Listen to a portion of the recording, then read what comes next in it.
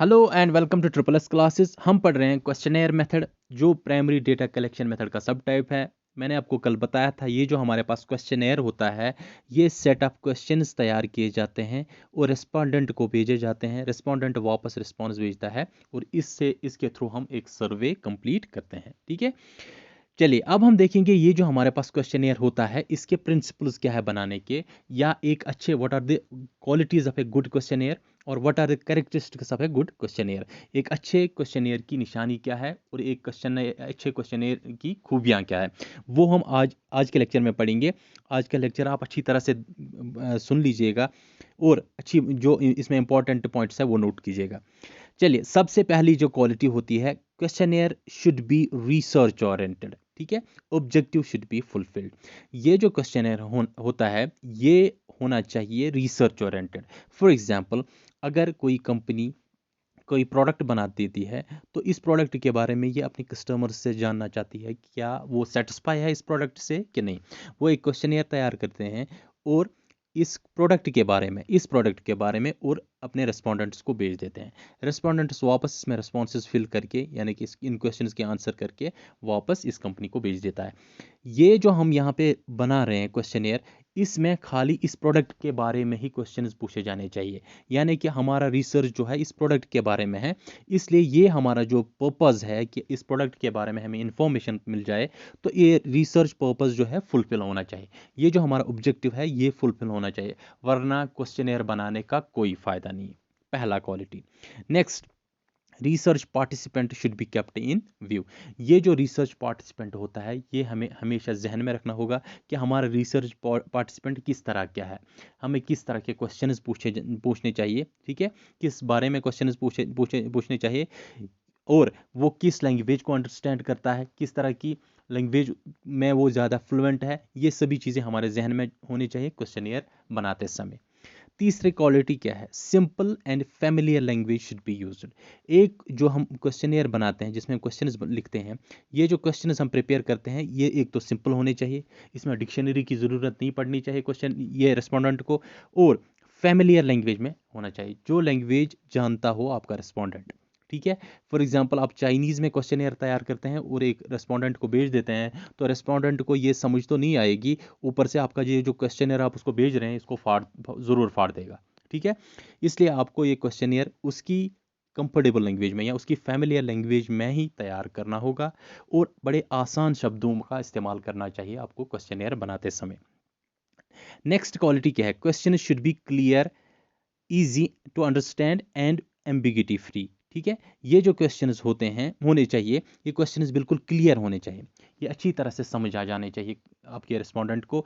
Easy होने चाहिए, easy to understand, इसमें ज़्यादा मुश्किल शब्दों का इस्तेमाल नहीं होना चाहिए। एम्बिगिटी फ्री, ठीक है, ये बिल्कुल क्लियर होना चाहिए, इसमें आउट ऑफ कंटेक्स्ट कोई चीज़ नहीं होनी चाहिए। ठीक है, जो हमारे पास क्वेश्चंस होते हैं वो सीधे सीधे पूछने चाहिए, हमें उधर इधर घुमाने की ज़रूरत नहीं है। जो क्वेश्चन पूछना है डायरेक्टली पूछे क्वेश्चन, और इसमें you should not beat about the bush. ठीक है, आप इसको किसी चीज़ के बारे में पूछ रहे हैं तो डायरेक्टली उस चीज़ के बारे में पूछे, बल्कि उधर इधर घुमा के क्वेश्चन ना पूछे, इसलिए एम्बिग्यूटी फ्री होना चाहिए। नेक्स्ट है avoid leading and loading questions. ठीक है, मैंने ये इस चीज़ का जिक्र किया था, किसी स्टूडेंट ने पूछा था सर लीडिंग और लोडिंग क्वेश्चंस क्या होते हैं। मैंने आपको बताया था, ये जो लीडिंग क्वेश्चंस हमारे पास होते हैं, ये होते हैं वो क्वेश्चंस जिसमें आपको इंटरव्यूअर किसी दिशा की तरह खींच देता है। ठीक है, फॉर एग्जाम्पल आप इंटरव्यूवी है और इंटरव्यूअर आपसे क्वेश्चन पूछते समय ये कहता है, most of the people say that statistics is a dry subject. ठीक है, पहले ही उसने आपको उस दिशा की ओर खींच दिया है। अगर आप यहाँ इसके साथ एग्री कर रहे हैं तो यहाँ पे आपको वो पकड़ेगा। ठीक है, मैंने आपको बताया कि अगर आप उस चीज़ से के साथ डिसएग्री कर रहे हैं, तो डिसएग्रीमेंट करने का एक ग्रेसफुल तरीका है, आप वहाँ से डिसएग्रीमेंट करके इसको वापस जहाँ जिस तरह आप इसको खींचना चाहते हैं उस तरह इसको खींच सकते हैं, उस तरह उसको लेके जा सकते हैं। यहाँ पे आपको मैनिपुलेट करके इंटरव्यूअर किसी तरह खींच लेता है। दूसरा होता है लोडिंग क्वेश्चंस। लोडिंग क्वेश्चंस वो क्वेश्चंस होते हैं जिसमें इमोशनल वर्ड्स का इस्तेमाल हो या कंट्रोवर्शियल वर्ड्स का इस्तेमाल हो। फॉर एग्जांपल, आपके रिलीजन के बारे में कुछ पूछा जाएगा, या कुछ ऐसे शब्दों का इस्तेमाल, कम्युनिज्म या फॉर एग्जांपल नेशनलिज्म, इन चीज़ों के बारे में पूछा जाएगा। ऐसे ऐसे अल्फाज इस्तेमाल कर लिए जाएंगे जिनकी वजह से आप इमोशनल हो जाएंगे। और कभी कभी इंटरव्यूअर ये भी चाहता है कि वो आपको देखे कि आप जज्बाती होते हैं क्या इन चीज़ों से। अगर आप जज्बाती होगे तो यहाँ पे आपको देखा जाएगा कि आप इमोशनली वीक है। ठीक है। अगर आप इमोशनली स्ट्रांग है तो आप अच्छी तरीके से इन क्वेश्चंस को आंसर कर सकते हैं। लेकिन आपको जज्बाती नहीं होना लोडिंग क्वेश्चंस के दौरान। इनमें इमोशनल वर्ड्स इस्तेमाल किए जाएंगे। ठीक है। ऐसे क्वेश्चंस जिनमें इमोशनल वर्ड्स इस्तेमाल किए जाएंगे, ये जो हमारे पास इंटरव्यूवी है इसके जो इमोशंस है उसको देखा जाएगा कि ये इमोशनली वीक तो नहीं है या इमोशनली स्ट्रांग है, इसको देखा जाएगा। उन क्वेश्चंस को हम कहते हैं लोडिंग क्वेश्चंस। क्लियर। तो लीडिंग क्वेश्चंस वो क्वेश्चंस होते हैं जिसमें आपको जो इंटरव्यूअर है वो किसी दिशा की ओर खींच देता है, यही से आपको मैनिपुलेट करके आपके क्वेश्चन का थोड़ा आंसर बता देगा ताकि आप उसी की तरह आंसर करें। या अगर आपके क्वेश्चंस में ऐसे वर्ड्स का इस्तेमाल हो जाता है जहाँ पे आपकी इमोशंस को चेक किया जाएगा, आपको इमोशनल कर दिया जाएगा, आपकी इमोशनल कॉर्ड को हिट कर दिया जाएगा, उन क्वेश्चंस को हम कहते हैं लोडिंग क्वेश्चंस। ना ही लीडिंग और ना ही लोडिंग क्वेश्चंस इस्तेमाल होने चाहिए क्वेश्चनेयर में, क्योंकि क्वेश्चनेयर में हम सर्वे करते हैं। ठीक है। हमारा जो इंटरव्यू है वो हमारे पास सामने नहीं होता है, रेस्पोंडेंट हमारे सामने नहीं होता है। हम एक अच्छा क्वेश्चन सेट बनाते हैं, लेकिन इसमें ना ही लीडिंग क्वेश्चंस और ना ही लोडिंग क्वेश्चन इस्तेमाल करना चाहिए और ना ही कोई पर्सनल क्वेश्चन पूछना चाहिए। ठीक है, क्वेश्चनियर बनाते समय। Next, avoid double barrelled questions. Double barrelled questions हमें नहीं पूछने चाहिए। For example double barrelled questions कैसे होते हैं? अगर क्वेश्चन ऐसा हो, are you satisfied with your manager and coworkers. ठीक है। यहां पे दो चीजें हैं, are you satisfied with your manager and coworkers. ठीक है। और आंसर में हमारे पास रेडियो बटन में यस एंड नो है।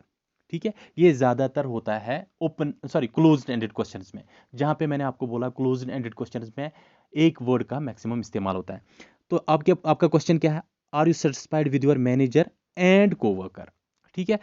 फॉर एग्जाम्पल आप सेटिस्फाई है मैनेजर से लेकिन कोवर्कर से आप सेटिस्फाई नहीं है, या आप कोवर्कर से सेटिस्फाई है लेकिन मैनेजर से आप सेटिस्फाई नहीं है, लेकिन आपके पास दो ही ऑप्शन है, या आपको यस करना होगा या आपको नो करना होगा। यहाँ पे अच्छी तरह से ये जो रेस्पोंडेंट है आंसर नहीं कर सकता है। ठीक है। फॉर एग्जाम्पल वो इस पार्ट के लिए यस करना चाहता था, इस पार्ट के लिए नो करना चाहता है, लेकिन आपके पास रेडियो बटन है, आप दो में से एक ही को सिलेक्ट करते हैं, इसलिए आपको मजबूरन यहाँ पे यस करना पड़ता है या मजबूरन आपको नो करना पड़ता है।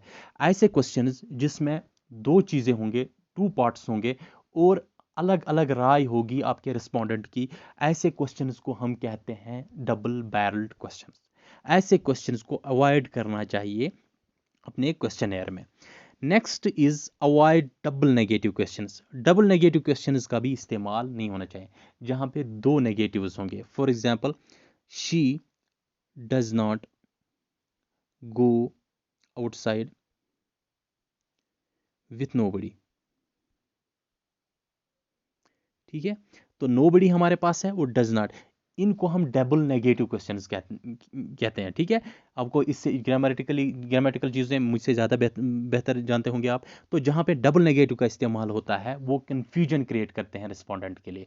ऐसी चीज़ें जहाँ पे डबल नेगेटिव क्वेश्चंस पूछे जाते हैं ये कन्फ्यूजन क्रिएट करते हैं, इसलिए ऐसे क्वेश्चंस को भी अवॉइड करना चाहिए। ठीक है। ना ही डबल बैरल्ड क्वेश्चंस पूछने चाहिए क्वेश्चनेयर में और ना ही डबल नेगेटिव क्वेश्चंस पूछने चाहिए। Next is use mutually exclusive and exhaustive category response for closed ended questions. जहां पे हमारे पास क्लोज्ड एंडेड क्वेश्चंस, मैंने बोला आपको इसमें हमारे पास वन वर्ड आंसर रहता है। म्यूचुअली एक्सक्लूसिव और एग्जॉस्टिव कैटेगरीज में जो रेस्पॉन्सेज होते हैं, ठीक है, इसमें या म्यूचुअली एक्सक्लूसिव होना चाहिए रेस्पॉन्स या एग्जॉस्टिव होना चाहिए। फॉर एग्जाम्पल, म्यूचुअली एक्सक्लूसिव क्या होता है? अगर हमारे पास आपको बताया जाएगा कि आप रेट कर दीजिए। फॉर एग्जांपल, एक शूज़ है, एक कंपनी है जो शूज़ बनाती है। ठीक है। इस शूज़ के बारे में, इस प्रोडक्ट के बारे में कंपनी अपने कस्टमर्स को क्वेश्चनेयर भेजता है। क्वेश्चनेयर में एक क्वेश्चन है, how will you rate a shoes. ठीक है। और नीचे रेटिंग दी गई है 4 to 5। ठीक है। नेक्स्ट में है 5 to 7, 7 to 9। ठीक है। इस तरह से रेटिंग दी गई है, आपको एक सिलेक्ट करना होगा। ठीक है। एक को टिक करना होगा। यहाँ पे आप देख लीजिए, यहाँ पे आप कंफ्यूजन में पड़ेंगे, मैं 5 को यहाँ लिखूँ या मुझे 5 देना है, तो मैं यहाँ 5 को यहाँ पे मेंशन करूँ। ठीक है, इसको म्यूचुअली एक्सक्लूसिव नहीं कहते हैं, क्योंकि ये दो जगह यहाँ पे हमारे पास आ जाता है। 5 या इस कैटेगरी में फॉल करना चाहिए या इस कैटेगरी में फॉल करना चाहिए, इसको हम म्यूचुअली एक्सक्लूसिव नहीं कहते हैं। तो म्यूचुअली एक्सक्लूसिव क्या हुआ, अगर मैं यहाँ पे लिखूँ 4 to फॉर एग्जाम्पल 5, ठीक है, यहाँ पे लिखूँ 6 to 7, 8 to 9, ठीक है, यहाँ पे आप देख लीजिए 5 इस कैटेगरी में आ जाएगा, 6 इस कैटेगरी में आ जाएगा, 7 इस कैटेगरी में आ जाएगा, 8 इस कैटेगरी में आ जाएगा। कोई भी जो हमारे पास नंबर है, कोई भी रेटिंग जो है वो रिपीट नहीं हो रही है। जहाँ पे हर एक वैल्यू का अलग अलग कैटेगरी होता है, उससे हम कहते हैं म्यूचुअली एक्सक्लूसिव। तो हमें म्यूचुअली एक्सक्लूसिव प्रिंसिपल इस्तेमाल करना चाहिए, ना कि पहला वाला प्रिंसिपल जहाँ जहाँ पे मैंने आपको बताया वहाँ पे रिडंडेंसी है, वहाँ पे रिपीटिशन है, वहाँ पे डुप्लीकेट वैल्यूज है। तो हमें यहाँ म्यूचुअली एक्सक्लूसिव तरीका ही इस्तेमाल करना चाहिए क्लोज्ड एंडेड क्वेश्चंस में। नेक्स्ट है एग्जॉस्टिव। एग्जॉस्टिव क्या होता है, हर एक चीज़ के लिए अलग अलग कैटेगरी होनी चाहिए। यहाँ पे आपने उससे पूछा कि शूज़ की आप रेटिंग कर दीजिए, ठीक है, तो उसने यहाँ पे रेटिंग कर दी, ठीक है, फॉर एग्जांपल उसने 5 रेटिंग कर दी। लेकिन अगर आप इसको और ज़्यादा एग्जॉस्टिव तरीके से देंगे, फॉर एग्जांपल साइज़ के लिए, were you satisfied with the size, ठीक है, तो वो टिक कर देगा, ये इसके साइज़ के लिए अलग कैटेगरी बनी। और कलर के लिए, ठीक है, कंफर्ट के लिए हमने अलग अलग कैटेगरी बनाई है, तो शूज़ ही, लेकिन इसकी इसकी जो क्वालिटीज़ हैं उनकी हमने अलग अलग कैटेगरी बनाई, ठीक है। For example he was not satisfied with the colour but he was satisfied with the comfort.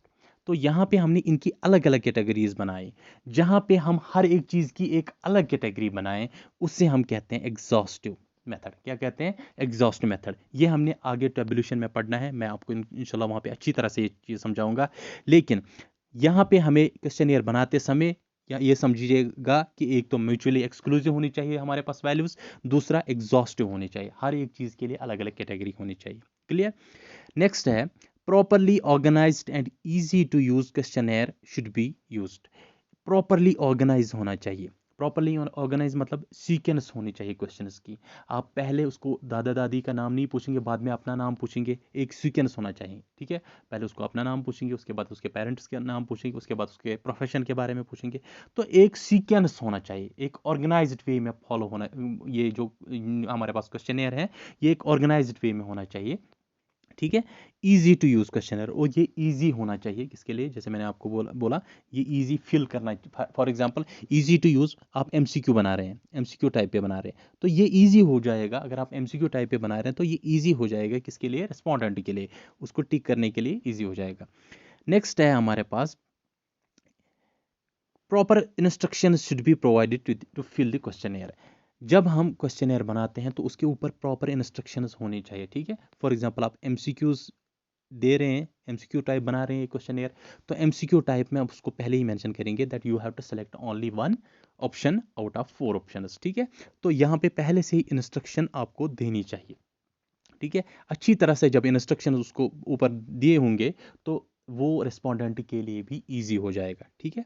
ये थे कुछ गुड क्वालिटीज़ या कुछ गुड फीचर्स, कुछ गुड कैरेक्टरिस्टिक्स इसके एक अच्छे क्वेश्चनियर के। इसके बारे में अगर आपको क्वेश्चन आ जाएगा तो I am sure you will be able to answer that, ठीक है। Which of the following is are the good qualities of questionnaire. इसमें आपको 2-3 चीज़ें दी जाएंगे, तो आपको टिक करना होगा कि कौन कौन अच्छी क्वालिटी है एक अच्छे क्वेश्चनियर की, ठीक है। इस पे क्वेश्चन आ सकता है। नेक्स्ट, अब हम जो क्वेश्चनियर बनाते हैं, क्वेश्चनियर बनाने का एक तरीका है। It's not a single step process, it is a multi step process. इसमें बहुत सारे स्टेप्स फॉलो करने पड़ते हैं क्वेश्चनियर बनाते समय। तो कंस्ट्रक्शन ऑफ क्वेश्चनियर में हमारे पास जो बहुत सारे स्टेप्स हैं, मल्टी स्टेप्स है, उन स्टेप्स को कैसे फॉलो किया जाता है, सब पहले कौन सा स्टेप किया जाता है, पहले क्या किया जाता है, तो उसके बाद कौन से स्टेप को फॉलो किया जाता है, वो स्टेप बाय स्टेप प्रोसेस मैंने यहाँ आपके लिए तैयार किया है। आप देख लीजिए कि किस तरह से क्वेश्चनियर तैयार किया जाता है। सबसे पहले डिटरमाइन द रिसर्च ऑब्जेक्टिव। जैसे मैंने आपको एक गुड क्वेश्चनियर की प्रिंसिपल्स में भी बताया था, सबसे पहले हमें डिटरमाइन करना है कि हमें हमारा रिसर्च ऑब्जेक्टिव क्या है। फॉर एग्जाम्पल आपने तय कर दिया कि मुझे एक प्रोडक्ट के बारे में कस्टमर से पूछना है कि वो इस प्रोडक्ट से सेटिस्फाई है कि नहीं, तो आपका रिसर्च ऑब्जेक्टिव यहाँ पे डिटरमाइन हो गया। क्या क्या आपको प्रोडक्ट के बारे में कस्टमर से पूछना है, उनके व्यूज़ क्या है इस चीज़ के बारे में। इससे हम टेक्निकली सेंटिमेंट एनालिसिस भी कहते हैं। क्या कहते हैं? Sentiment analysis. सेंटिमेंट एनालिसिस यानी कि लोगों की राय जानना, उसे हम कहते हैं सेंटिमेंट एनालिसिस। चलिए, तो पहले आपका ऑब्जेक्टिव क्या है? यहाँ पे आपको सेंटिमेंट एनालिसिस करना है, यानी कि लोगों की राय जाननी है किसी प्रोडक्ट के बारे में। तो रिसर्च ऑब्जेक्टिव आपने तैयार किया।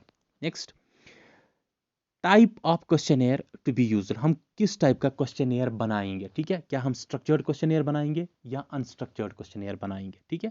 ये पहले से आपको तय करना होगा। ये क्वेश्चनेयर जो हमारे पास है, इसमें किस तरह के क्वेश्चंस पूछे जाएंगे, ठीक है? ये सब पहले से ही तय होगा कि किस तरह का क्वेश्चनेयर बनाया जाएगा। क्लियर? जब इसके बाद ये तय किया, पहले रिसर्च ऑब्जेक्टिव तो हमने ढूंढ लिया, उसके बाद हमने क्या देखा कि क्वेश्चनेयर किस में हम किस तरह का क्वेश्चनेयर इस्तेमाल करेंगे, स्ट्रक्चर्ड या अनस्ट्रक्चर्ड। मैंने आपको ऑलरेडी ये डिस्कस किया है कि स्ट्रक्चर्ड क्वेश्चनेयर क्या होता है और अनस्ट्रक्चर्ड क्वेश्चनेयर क्या होता है। नेक्स्ट हमारा स्टेप रहता है determine the content of the individual. मैंने आपको पहले ही बताया कि आपको पढ़ना होगा जो हमारा रिसर्च पार्टिसिपेंट है, जो रिस्पॉन्डेंट है, उसको आपको पहले जहन में रखना होगा, ठीक है? उसकी जो क्वालिटीज़ है उसके बारे में पहले आपको देखना होगा, उसके बारे में पहले पढ़ना होगा, ठीक है? उसको जानना होगा कि ये जो हमारे पास टारगेट ऑडियंस है, ये जो हमारे पास पार्टिसिपेंट है रिसर्च पार्टिसिपेंट है, उसके क्या क्वालिटीज़ है, वो क्या समझता है, कौन सी लैंग्वेज समझता है, किस तरह के वर्ड्स हमें इस्तेमाल करने चाहिए, ये आपको उसके बारे में जानना होगा, ठीक है? नेक्स्ट क्या है? Type of question to use. हम इसमें किस टाइप के क्वेश्चन इस्तेमाल करेंगे? क्या हम ओपन एंडेड क्वेश्चन इस्तेमाल करेंगे, क्या हम क्लोज्ड एंडेड क्वेश्चन इस्तेमाल करेंगे, या हम एमसीक्यू टाइप क्वेश्चन इस्तेमाल करेंगे, ठीक है? किस तरह के क्वेश्चन हम इस्तेमाल करेंगे, ये हमने तय करना होगा इसके बाद, ठीक है? पहला step research objective. Next is questionnaire to use, किस टाइप का क्वेश्चनेयर इस्तेमाल करेंगे। Next is content of an individual, ठीक है? इंडिविजुअल के क्या क्या खूबियां हैं, उसकी क्या क्या, ठीक है, वो क्या क्या समझ सकता है, उसके बारे में जानना। Next is type of questions to use, किस तरह के क्वेश्चंस हम इस्तेमाल करेंगे, ओपन एंडेड, क्लोज्ड एंडेड या एमसीक्यूज, किसी भी तरह के क्वेश्चंस हम इस्तेमाल कर सकते हैं, तो हम इसमें से कौन सा सिलेक्ट करें, ठीक है? फॉर एग्जांपल हमने एमसीक्यू सिलेक्ट किया। Next is determine the words of the questions. अब ये यहाँ पे जो हम क्वेश्चंस बनाते हैं उसमें किस तरह के वर्ड्स इस्तेमाल होने चाहिए। मैंने आपको बोला, ना ही डबल बैरल्ड क्वेश्चंस होने चाहिए, ना ही डबल नेगेटिव्स होने चाहिए, ना ही हमें लीडिंग क्वेश्चंस पूछने हैं, ना ही हमें लोडिंग क्वेश्चंस पूछने हैं। ये सभी चीज़ों का ख्याल रखना होगा आपको, ठीक है? आपको अपने शब्दों का बड़ा सोच समझ के इस्तेमाल करना होगा क्वेश्चनेयर बनाते समय, ठीक है? नेक्स्ट है, हमें वर्ड्स ढूंढने होंगे, हम किन किन वर्ड्स का इस्तेमाल करें, किन किन वर्ड्स का इस्तेमाल ना करें, वो हमें देखना होगा। Next is determine the sequence of the questions. ये जो क्वेश्चन सेट हमने बना दिया, इसमें सीक्वेंस क्या होनी चाहिए, ठीक है? सीक्वेंस ये होनी चाहिए कि पहले हम जो रिस्पोंडेंट का नाम पूछे, उसके बाद उसके पेरेंट्स का नाम पूछे, ठीक है? उसके बाद उसके बाकी जो रिलेटिव्स वगैरह है, अगर उनके बारे में पूछना चाहते हैं उनके बारे में पूछें। ऐसा ना हो कि पहले हम उससे पेरेंट्स के बारे में पूछें, फिर उसके रिलेटिव्स के बारे में पूछें, फिर उसके बारे में पूछें, तो इसका सीक्वेंस नहीं बनता है, ठीक है? कोई एक अच्छा सीक्वेंस होना चाहिए, ठीक है? एक सिमेट्रिक वे होना चाहिए, ठीक है? पहले किस चीज़ के बारे में पूछा जाएगा, उसके बाद किस चीज़ के बारे में पूछा जाएगा, ठीक है? फॉर एग्जांपल एक प्रोडक्ट के बारे में हम रिसर्च करना चाहते हैं, हम प्रोडक्ट के बारे में सर्वे करना चाहेंगे, पहले हम इसको ये पूछेंगे कि आप इस प्रोडक्ट का कौन सा वर्जन इस्तेमाल करेंगे, सॉरी, आप इस प्रोडक्ट का कौन सा वर्जन इस्तेमाल कर रहे हैं, या आपको इस प्रोडक्ट के बारे में क्या क्या चीज़ें पसंद है, या हम पहले ही इसको पूछें बताएंगे कि आपको इस प्रोडक्ट के बारे में क्या क्या चीज़ें पसंद है, लास्ट में हम बताएंगे आप इस प्रोडक्ट का कौन सा वर्जन इस्तेमाल कर रहे हैं, ठीक है? तो इसका कोई सीक्वेंस नहीं बनता है। एक डिटरमाइन करना होगा हमें एक सीक्वेंस, जो एक अच्छा सीक्वेंस हो। इसीलिए मैंने बताया कि कोई भी ऐरा गैरा ये क्वेश्चनेयर प्रिपेयर नहीं कर सकता है, इसके लिए वेल ट्रेंड स्किल्ड प्रोफेशनल्स होने चाहिए, ठीक है? तो सीक्वेंस जब हमने देखा कि सीक्वेंस में क्वेश्चनेयर बनाएंगे, क्वेश्चन हम डालेंगे इस क्वेश्चन सेट में, इस क्वेश्चनेयर में, इसके बाद नेक्स्ट स्टेप रहता है determine the length of questionnaire. हम ये जो क्वेश्चनेयर बना रहे हैं इसकी लेंथ क्या रहेंगे। फॉर एग्जाम्पल हमने एक क्वेश्चन सेट बनाया, इसमें हमने 50 क्वेश्चन रखे, 50 क्वेश्चन जब हम रेस्पोंडेंट को देंगे तो वो पहले से इस चीज़ के लिए ना कर देगा।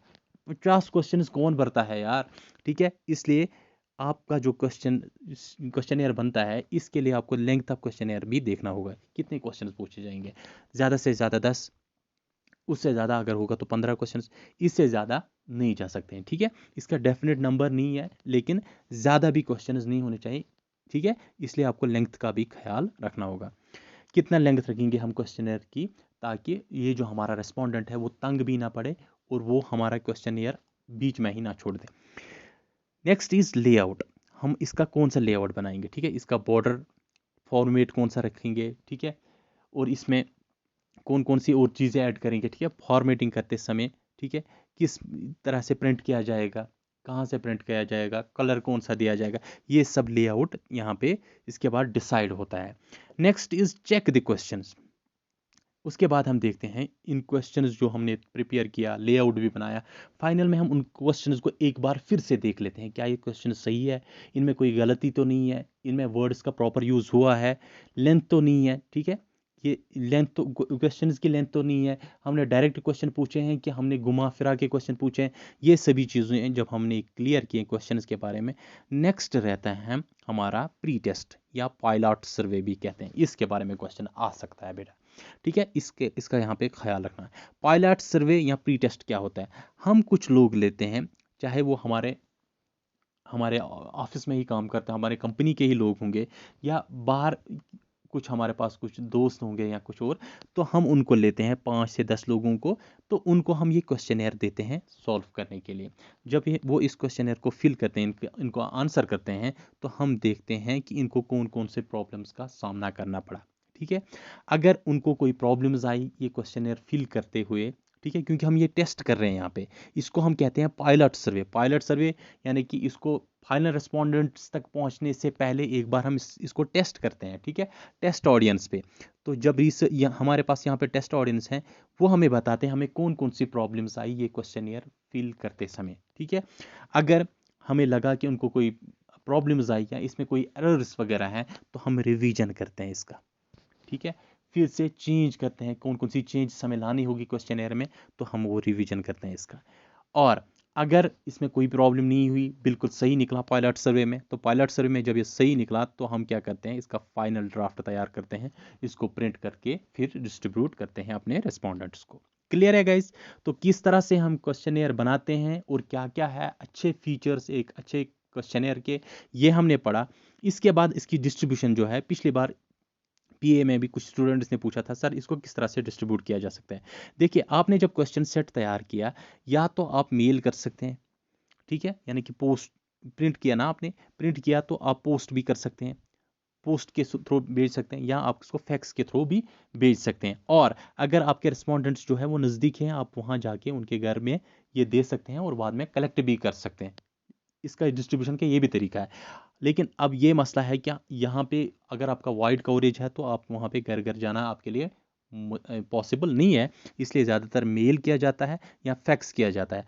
और इलेक्ट्रॉनिक तरीके से अगर हम इसको प्रिंट ना करें, अगर हमारे पास ये, ठीक है, रिटन फॉर्म में होगा, हमारे पास रिटन फॉर्म में होगा, ठीक है, हम इसको ईमेल भी कर सकते हैं इलेक्ट्रॉनिक फॉर्म में। ये है इसका डिस्ट्रीब्यूशन का तरीका। तो आज हमने कंप्लीट किया क्वेश्चनेयर मेथड, इसके क्या क्या फीचर्स होते हैं, किस तरह से कंस्ट्रक्ट किया जाता है, ठीक है। नेक्स्ट हमारा शेड्यूल्स है और लोकल कॉरेस्पेंडेंट्स। इसके बाद और कुछ छोटी मोटी टेक्निक्स है प्राइमरी डेटा कलेक्शन के, वो भी हम पढ़ेंगे, ताकि इसमें कोई भी चीज़ बाकी ना रहे। मैं इस तरह से आपको पढ़ाने की कोशिश कर रहा हूँ बेटा। बहुत सारे स्टूडेंट्स मुझे पूछते हैं सर हम कौन सी बुक इसके लिए रेफ़र कर रहे हैं, आप इसके लिए कौन सी बुक रिकमेंड कर रहे हैं। मैं बहुत सारी क्रॉस रेफरेंसेस आपके ले रहा हूँ, बहुत सारी बुक्स को कंसल्ट करके आपके लिए डेटा तैयार करता हूँ, ताकि आपको कोई भी प्रॉब्लम ना हो जाए, ठीक है। मैं इस तरह से आपके लेक्चर्स प्रिपेयर कर रहा हूँ जैसे मैं खुद इस एग्ज़ाम के लिए प्रिपेयर कर रहा हूँ। इसलिए आप बिल्कुल मुतमईन रहें, मैं जिस तरह से आपको पढ़ा रहा हूँ आपको किसी और सोर्स की ज़रूरत नहीं है, लेकिन आपको अपनी तरफ से भी मेहनत करनी होगी, और मेरे लेक्चर्स को एक बार देख के आप अपने भी नोट्स तैयार कर लीजिएगा, ठीक है। और एमसीक्यूज़ के बारे में स्टूडेंट्स पूछ रहे हैं, जो ही ये टॉपिक ख़त्म हो जाएगा तो हर टॉपिक के बाद आपके इस टॉपिक के रिलेटेड एमसीक्यूज़ आ जाएंगे। आप बिल्कुल मुतमईन रहें, बिल्कुल पेशेंस रखें। इसके बाद आपके एमसीक्यू सेट जो है वो तैयार कर लूँगा, मैं एक अच्छा एमसीक्यू सेट तैयार कर लूँगा, और इसके बाद मैं आपको वो एमसीक्यूज़ दे दूँगा। वहाँ पे हम एक दिन का रखेंगे जिसमें हम टेस्ट करेंगे, और उसमें आपको एमसीक्यूज़ दिए जाएंगे, ठीक है।